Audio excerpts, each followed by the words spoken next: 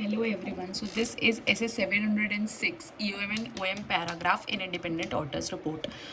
Emphasis on matter paragraph and other matter paragraph. क्या होता है ये ऑब्जेक्टिव क्या होता है ऑडिटर का? To draw users attention by way of clear additional communication in report. ये एक एडिशनल कम्युनिकेशन होता है रिपोर्ट में. Matter disclosed in financial statement है या फिर अदर मैटर है.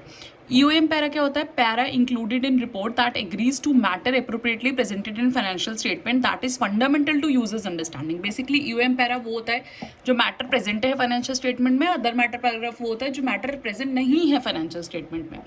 ठीक है, आपकी इम्फेसिस मैटर रिपोर्ट में मॉडिफाई नहीं आएगा और कैम नहीं आएगा.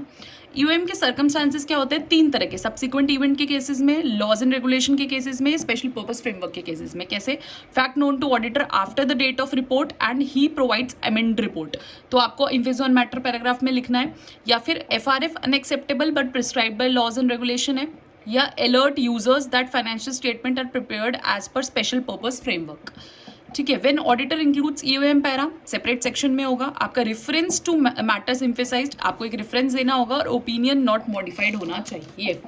ठीक है, एग्जाम्पल्स क्या होते हैं ईओएम के कि ईओएम नेसेसरी है. ईओएम से ही इसका कीवर्ड है.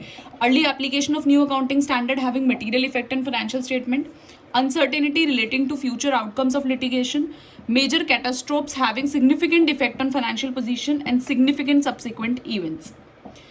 EOM para not substitute for, किसका substitute नहीं है? Disclosures in financial statement as per AFRF, SA 570 reporting और मॉडिफाइड ओपिनियन 705. इन तीन चीज़ों का ये हमने ऐसे 701 कैम में पढ़ा था कि वो सब्सटीट्यूट नहीं है कि इन चीज़ों का. ठीक है, फिर ओएम पैरा क्या होता है? Matters other than those presented in financial statement related to users understanding.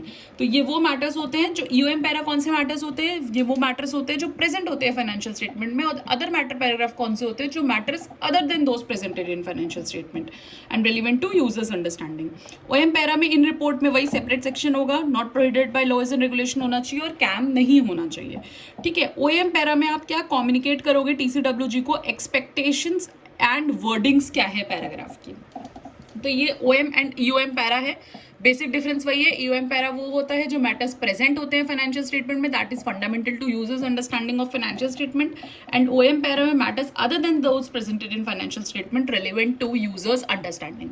फिर एक मिसलेनियस रिपोर्टिंग पार्ट होता है. उसमें एक छोटा सा, जनरली ये एमसीक्यू के फॉर्म में या फिर क्वेश्चन में कहीं बीच में आ सकता है कि रिपोर्ट क्या होता है और सर्टिफिकेट क्या होता है. रिपोर्ट होता है expression of opinion and certificate होता है वेरीफाइज फैक्ट. रिपोर्ट हम तब करते हैं जब हम कोई अपना ओपिनियन जो एक्सप्रेस करना चाहते हैं. ठीक है, जो उसको हम रिपोर्ट में लिखते हैं. और सर्टिफिकेट हम तब देते हैं जैसे हमें सर्टिफिकेट मिलता है क्या कि किसी फैक्ट को वेरीफाई कर रहा होता है कि हाँ ये फैक्ट जो आपने बोला ये फैक्ट ठीक है, तो वो हमें सर्टिफिकेट होता है. ये बेसिक छोटा सा पॉइंट है, स्टैंडर्ड से डायरेक्टली लिंक नहीं है but still. So this is SS 706. Hope you like it. If you like it please like, share and subscribe. Thank you.